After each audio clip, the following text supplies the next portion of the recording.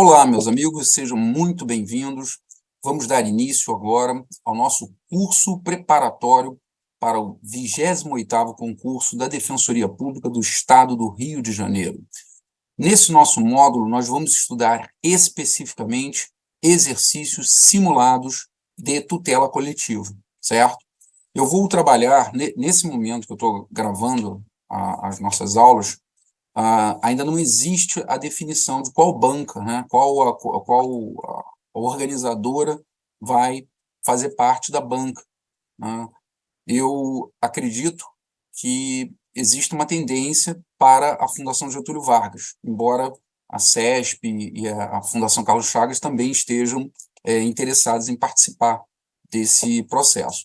De qualquer maneira, eu separei aqui algumas questões, né, que têm sido cobradas em outros concursos, não só da Defensoria, principalmente da Defensoria, mas especificamente sobre tutela coletiva, para que a gente possa fazer uma análise, um estudo a respeito de como a matéria é cobrada nos concursos, tá certo? Bem, antes de mais nada, eu gostaria de me apresentar. Meu nome é Felipe Boring Rocha, eu sou mestre e doutor em Direito, sou professor de Direito Processual Civil da UFRJ, de alguns cursos de pós-graduação e preparatórios para concurso público, sou articulista, palestrante, autor, dentre outros, do livro Teoria Geral dos Recursos, Manual dos Juizados Especiais Cíveis e Princípio da Jurisdição Equivalente. Sou membro de alguns institutos jurídicos, como o Instituto dos Advogados Brasileiros, sou membro honorário, do IBDP, do Instituto Carioca de Direito Processual, que eu não coloquei aqui, mas, enfim, sou também integrante de conselhos editoriais de algumas revistas jurídicas e sou defensor público do Estado do Rio de Janeiro, titular da Terceira Vara Cível de Jacarepaguá, na capital. E eu estou presente nas principais redes sociais. Tá? Eu tenho um blog chamado de Processo Civil em Movimento, né, que eu pretendo dar mais movimento, ele está um pouco parado, mas eu vou voltar a movimentá-lo. Tá? E estou presente nas principais redes sociais, sempre divulgando questões referentes a concurso, a decisões importantes, artigos, eventos, aulas. Se vocês quiserem, tiverem interesse, podem me seguir, será uma honra recebê-los lá nas minhas redes sociais, certo? Pois bem, o que eu vou combinar com vocês como uma nossa rotina de trabalho? Eu vou combinar com vocês o seguinte, eu vou colocar a questão, certo? E aí vou dar um tempinho para você pausar o seu vídeo, para você poder ler a questão e, ainda que mentalmente, tentar ver quais são as alternativas que estão corretas e quais são as alternativas que estão erradas. Tá? Eu vou analisar todas as alternativas. Então, não se preocupe, vou escolher qual que eu vou escolher para certa, vou chutar, qualquer... Não, a lógica não é assim. A lógica, né, pelo menos que eu tenho tentado trabalhar e tem sido bem aceita pelos meus alunos, é você analisar a frase, verificar se ela está correta ou incorreta, e depois eu vou apresentar o meu gabarito, e você verifica se a sua análise bateu com aquilo que eu falei. Tá? Então, ao invés de ter uma questão objetiva, que você vai assinalar uma resposta, na verdade você vai ter uma questão objetiva onde você vai analisar 5 alternativas diferentes. Tá? Claro, buscando aquela que seria marcada. Mas, se você fizer 4 análises boas, adequadas, ou 3 análises adequadas, você vai ter já um caminho, você já pode dizer que você está no caminho correto, né, para buscar aí a sua aprovação. Outra coisa importante, no meu gabarito, eu destaco algumas coisas que eu acho que vocês devem sublinhar na hora que vocês estiverem fazendo a prova. Por que sublinhar? Porque isso mentalmente ajuda vocês na hora de responder a questão. Então, às vezes, você sublinhar, por exemplo, foi feito um estudo, né, que esse estudo foi específico para a CESP, mas é mais ou menos o que acontece com todas as comissões organizadoras. A maioria das comissões, na maioria dos concursos, né, para a defensoria, para a magistratura, para o Ministério Público, as múltiplas escolhas são quase 40% letra de lei.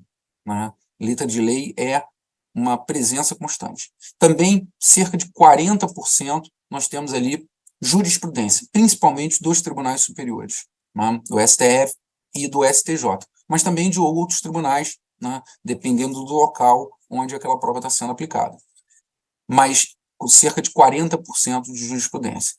E aí fica ali um certo limbo, né, que não seria nem jurisprudência, nem doutrina, nem letra de lei, mas você tem aí alguma coisa em torno de 10% de doutrina, e o resto ali seria esse limbo ali que não seria propriamente, você não conseguiria enquadrar precisamente qual a origem daquela questão. Mas eu estou explicando isso para que vocês tenham a percepção da importância do estudo para a prova, para essa primeira fase da jurisprudência e da legislação. Então, esse deve ser o seu foco nesse momento de estudo, tá certo? Então, vamos iniciar aqui com essa primeira questão que eu separei, que é da Advocacia Geral da União desse ano, tá? Então, eu vou esperar aqui um pouquinho para que você possa ler o enunciado e também as alternativas.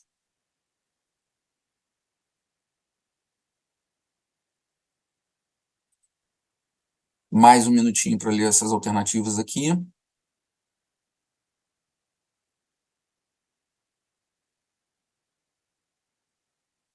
E podemos agora dar início à nossa correção. Então, primeira coisa, no enunciado, tendo em vista que, no tocante ao processo coletivo, aí você sublinha processo coletivo, você sabia que essa questão trata especificamente de processo coletivo, um dos temas recorrentes na defesa da União, tá? Então ele quer uma visão pró-União, ele quer que você mostre que você tem aptidão para atuar como advogado-geral da União, tá? Então, isso para a Defensoria Pública, eu não peguei nenhuma questão que tivesse esse tipo de enunciado aqui, mas seria possível você encontrar esse tipo de enunciado para a defesa do autor, para a defesa do réu, para a defesa dos princípios institucionais. Então, o que o examinador está apontando aqui? Ele está apontando que, ainda que exista alguma divergência, você deve adotar aquela orientação que é mais favorável para a União. Tá? Então, esse tipo de questão fica muito difícil, por exemplo, de você tentar anular, porque ela te dá um viés na hora de você analisar indicar a alternativa a ser marcada. Tá? Então, no tocante ao processo coletivo, um dos temas recorrentes na defesa da União, em juízo, é a legitimidade dos entes coletivos. Então, essa questão vai girar sobre a legitimidade coletiva. Considerando o entendimento dos tribunais superiores. Então, ele quer jurisprudência. Tá? Isso é também outra informação importante para você ir organizando mentalmente. Processo coletivo, defesa da União, legitimidade, jurisprudência, marque a alternativa correta. Tá? Então, agora vamos analisar as opções. Primeiro, o sindicato precisa apresentar lista de sindicalizados no momento da propositura da ação. Não, essa daqui está errada, tá? Os sindicatos têm legitimidade processual para atuar na defesa de todos e quaisquer direitos subjetivos, individuais e coletivos dos integrantes da categoria por ele representada. Essa legitimidade extraordinária é ampla, abrangendo a liquidação e a execução dos créditos reconhecidos dos trabalhadores, independentemente da comprovação da filiação do sindicato na fase de conhecimento. Tá? Esse é um julgado, que é um julgado de referência do STF acerca desse tema. Tá? Então, vocês vão verificar, ao longo do nosso estudo, que um dos temas mais importantes dentro da tutela coletiva, que tem mais sido perguntado, é a questão da legitimidade. E a legitimidade de sindicatos é uma questão muito delicada, porque nós tivemos aí, ao longo dos últimos anos, algumas alterações de orientação. Tá? Mas essa daqui está errada, porque ela consagra a orientação que existia antigamente no próprio STF. O próprio STF já chegou a sustentar isso. Tá? Mas hoje, a orientação majoritária é que não precisa apresentar essa lista. Tá certo? Pois bem, letra B. Ao impetrar mandado de segurança coletivo, a associação atua como representante processual. Tá? Aqui, a gente tem uma questão que é um pouco delicada, mas que não compromete essa afirmação. Tá? Essa afirmação está errada, porque não é representante processual. Na verdade, o entendimento majoritário no que toca a um mandado de segurança coletivo é que se trata de uma substituição processual. E aqui é interessante você notar que nessa decisão aqui do STF, que trata da legitimidade do sindicato, é uma discussão que estava ocorrendo no bojo de um mandado de segurança, o próprio STF mencionou legitimidade extraordinária, mas a verdade é que, se você for analisar tanto na doutrina como na jurisprudência, tem prevalecido o entendimento de que trata de uma substituição processual, embora eu entenda, como naquele julgado ali do STF que eu mostrei, que se trata de uma legitimidade extraordinária. De qualquer maneira, essa discussão está fora daqui, porque ele colocou como representante processual, tá? E essa alternativa aqui está errada, porque representante processual não é o que se enquadra como um legitimado coletivo. Tá? Então, a letra B está errada. A letra C. Para executar o título judicial coletivo, o sindicalizado precisa pertencer à categoria no momento da propositura da ação pelo sindicato. Tá? Então, essa daqui também está errada.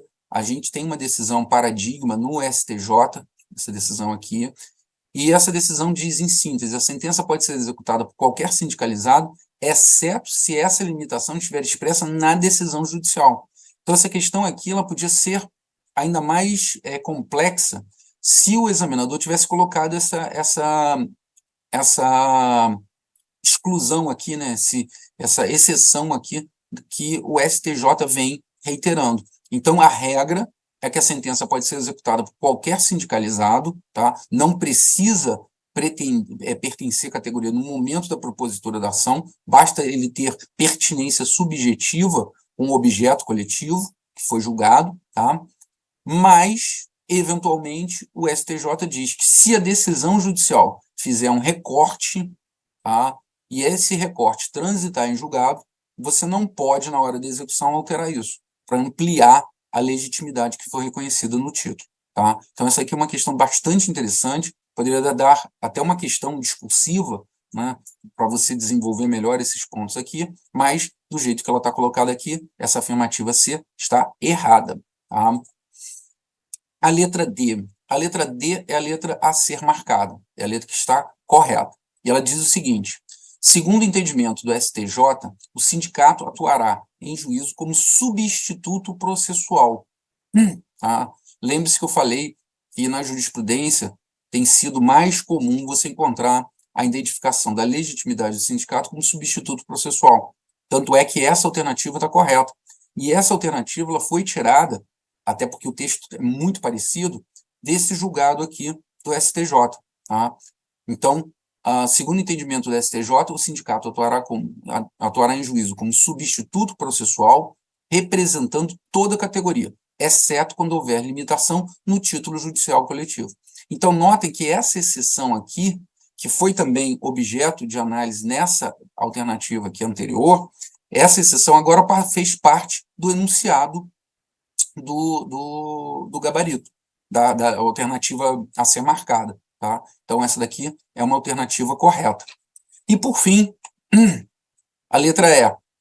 A competência para julgar a execução individual do título executivo judicial, a competência para julgar a execução individual do título judicial será necessariamente do juízo da liquidação da sentença. Tá? Então, fiquem bastante atentos, toda vez que aparecer necessariamente, sempre, em todas as hipóteses, porque esse tipo de palavra aqui, de expressão, ela é normalmente empregada para fazer com que a alternativa seja aquela que vai ser eliminada, tá? Porque você acaba criando uma situação que, ainda que exista uma exceção, ela não vai se enquadrar, porque essa exceção não ficaria compatível com esse aspecto de necessário, de obrigatório. Tá? Então, essa daqui está errada por conta desse caráter de necessariedade, de obrigatoriedade.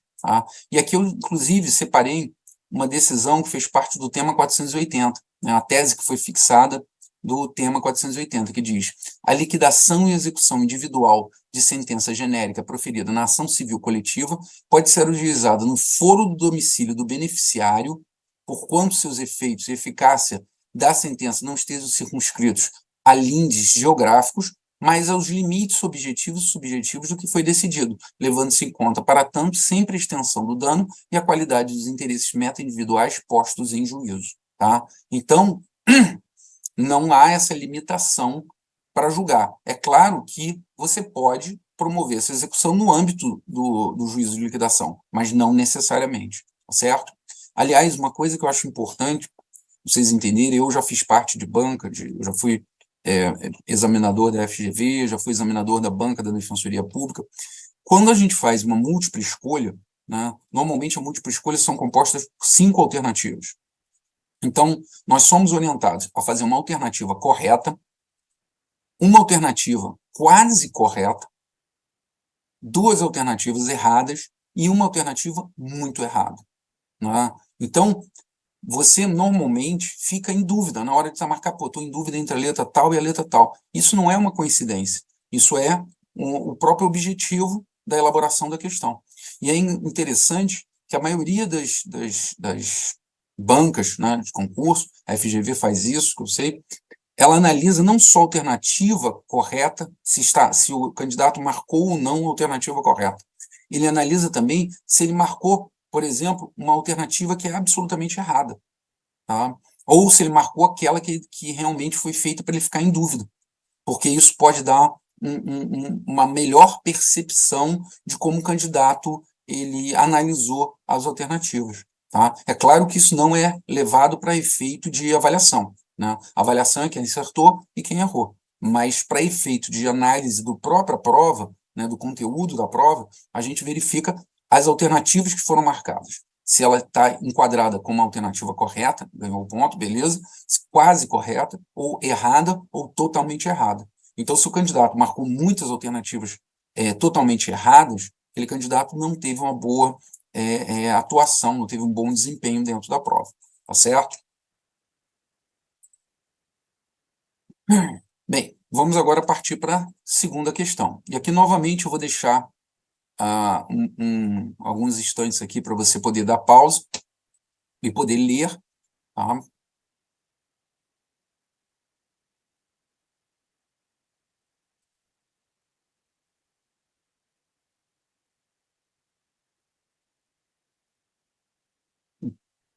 Pois bem, vamos lá. Essa segunda questão é desse ano também, é da Defensoria Pública de Rondônia, tá? Que tem o seguinte enunciado: quanto a aspectos diversos da tutela coletiva, sublinha tutela coletiva, assinale a opção correta. Esse tipo de enunciado não é assim o ideal, né? Porque é um enunciado extremamente aberto. Você pode cobrar qualquer coisa de tutela coletiva. Isso acaba fazendo com que o candidato ter que analisar, por exemplo, legitimidade, coisa julgada, competência. O ideal é que as questões sejam sobre um determinado ponto, tá? Que você pegue e esmiúce aquele ponto, por exemplo, competência, execução e etc, etc. Mas esse aqui é um enunciado bem aberto. Tá? A primeira alternativa diz o seguinte: o poder público, com a colaboração da comunidade, deve promover e proteger o patrimônio cultural brasileiro por meio de inventários, registros, vigilância, tombamentos ou desapropriação, sendo vedadas outras formas de acautelamento e preservação. Aqui você não precisa nem conhecer, isso aqui é uma cópia, tá? Do artigo 216, parágrafo 1º da Constituição Federal, e aqui você não precisa nem conhecer esse dispositivo para ver que isso aqui está errado, né? Sendo vedadas outras formas. O rol é meramente exemplificativo, o próprio artigo 216, parágrafo 1º, diz isso, tá? Dentre outras, salvo engano, eu acho que a redação é dentre outras, por meio de inventários, registro, vigilância, etc, etc. Então, isso daqui está errado, e você, com uma análise lógica, né, desse enunciado, você conseguiria identificar essa opção como uma opção errada. Letra B.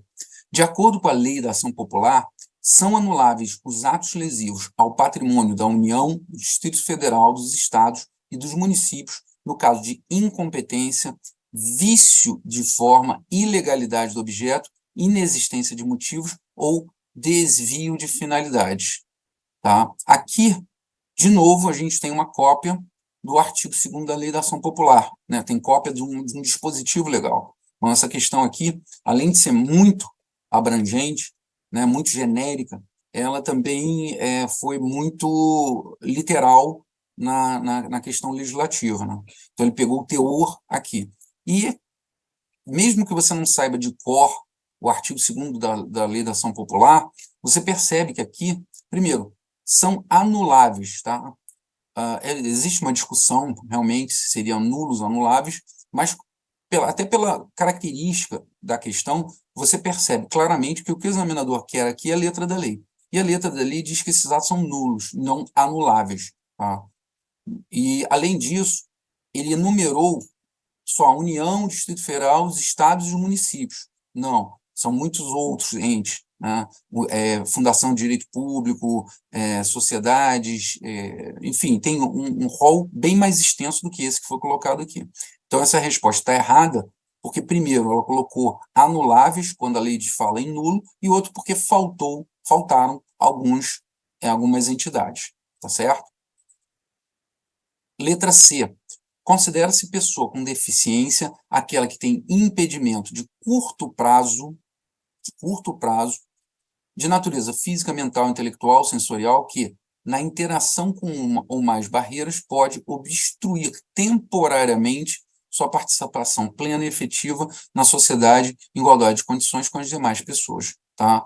Então, esse aqui também, de novo, dispositivo literal, né, quase que uma reprodução literal, um jogo de memória do artigo 2º da Lei Brasileira de Inclusão, que é a Lei 13.146 de 2015. Tá? Também não gosto desse tipo de questão, porque, enfim, você testa muitas vezes a memória mais do que a própria capacidade de raciocínio, a própria inteligência. Mas o erro dessa questão é que ele fala de curto prazo e temporariamente. Não, são aspectos que têm um caráter de permanência ou de longo prazo, tá? Para poder caracterizar a pessoa com deficiência, tá certo? A letra D diz: a propriedade urbana cumpre sua função social independentemente do atendimento das exigências de ordenação da cidade expressas no plano diretor. Independentemente. Lembra desses conectivos, dessas expressões, tá? É claro que, se para a propriedade urbana ter função social, ela tem que atender às ordenações, ao plano diretor, às diretrizes fundamentais daquela cidade. Tá? Então, isso aqui contraria o disposto expresso no artigo 39 do Estatuto da Cidade, a Lei 10.257 de 2001. Também está equivocada. E a última questão, tá? Na verdade, a única questão que verdadeiramente diz respeito à tutela coletiva, né? As outras não são, apenas tangenciam tutela coletiva, embora você possa falar um pouquinho lá da ação popular, mas o artigo 2º da ação popular, ele é visto como um artigo que deveria estar numa legislação para regular o direito administrativo, e não propriamente ação popular. Mas, de qualquer maneira, essa daqui é a questão a ser marcada. Então, notem como é importante, lá no enunciado, você sublinhar, né, tutela coletiva. Essa daqui é a questão que mais trata de tutela coletiva. Diz aqui: a prova da cidadania para o ajuizamento da ação popular será feita com título eleitoral ou com um documento que a ele corresponda. É a reprodução literal, sem nenhuma desvio, do parágrafo 3º do artigo 1º da Lei da Ação Popular. Tá? Então, essa questão aqui é uma questão típica de legislação, que é uma questão que eu, sinceramente, não gosto, não acho que é uma questão que destaque a inteligência do candidato, mas, enfim, a gente encontra de vez em quando, e por isso eu quis colocar aqui. Tá? Pois bem, terceira questão. Vou também dar um tempinho aqui para vocês poderem ler.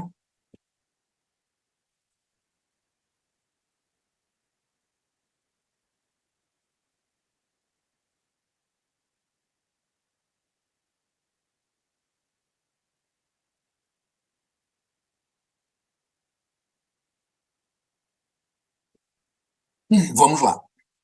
Terceira questão, outra da Defensoria Pública de Rondônia, desse ano, o enunciado, mais uma vez, bastante genérico.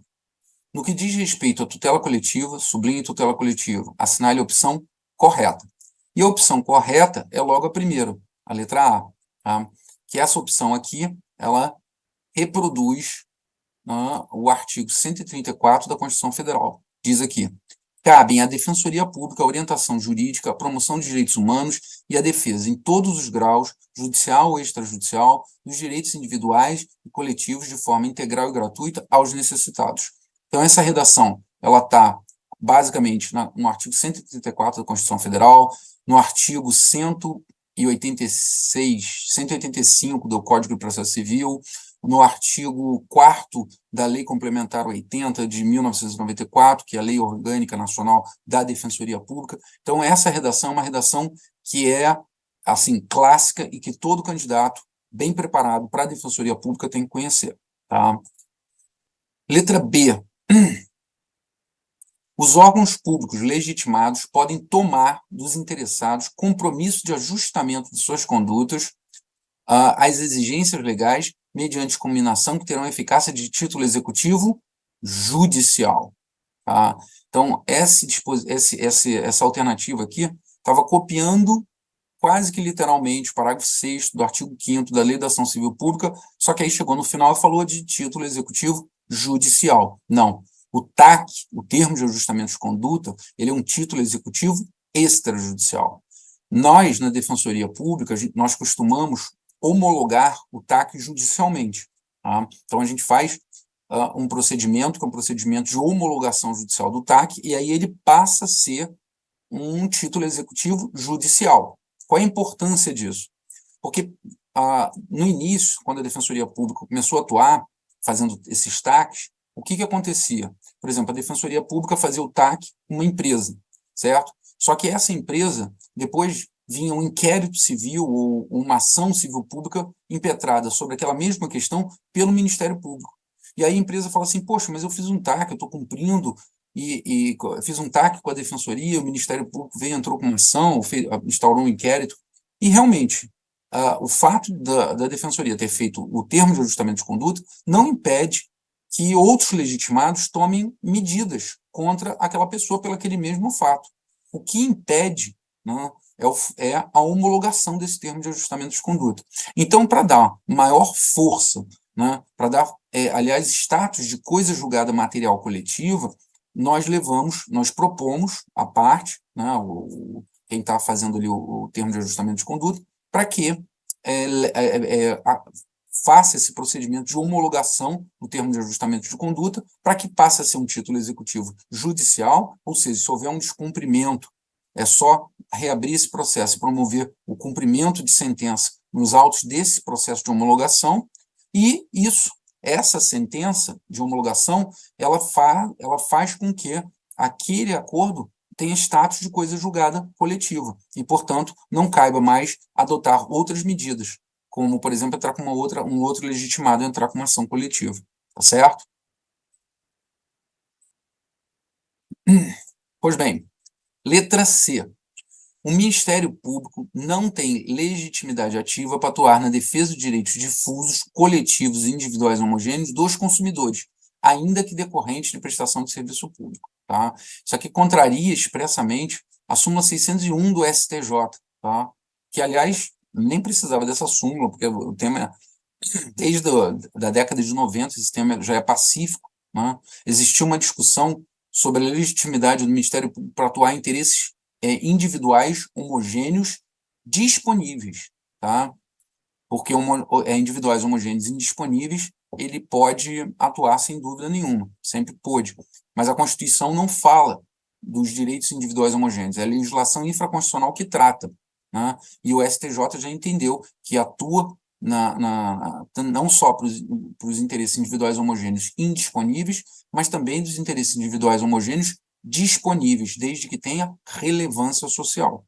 E o fato de consumidores de prestação de serviço público não altera em nada a legitimidade do Ministério Público. Tá? Na verdade, a súmula 601, ela fez essa redação, mas o objetivo dela era tratar da atuação do Ministério Público nas ações que versassem sobre consumidores de prestação de serviço público. Esse era o objetivo, só que aproveitou e falou lá interesse difuso, coletivo, individual e homogêneo. Mas essa matéria aqui já era bem pacífica em relação à legitimidade do Ministério Público.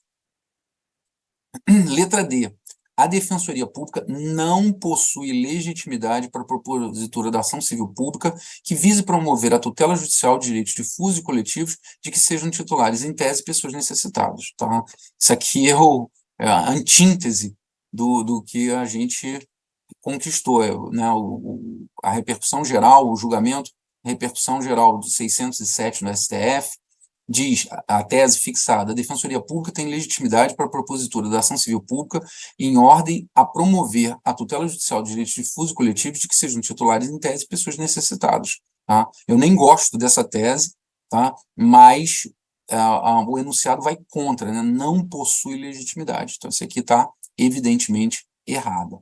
E a última letra: a Defensoria Pública pode instaurar, sob sua presidência, inquérito civil ou requisitar a qualquer organismo público ou particular certidões, informações, exames, perícias, no prazo que assinar, que não pode ser inferior a 10 dias úteis. Tá? Então, isso aqui, essas informações todas são aplicáveis ao Ministério Público. Então, no parágrafo 1º do artigo 8º da Lei da Ação Civil Pública.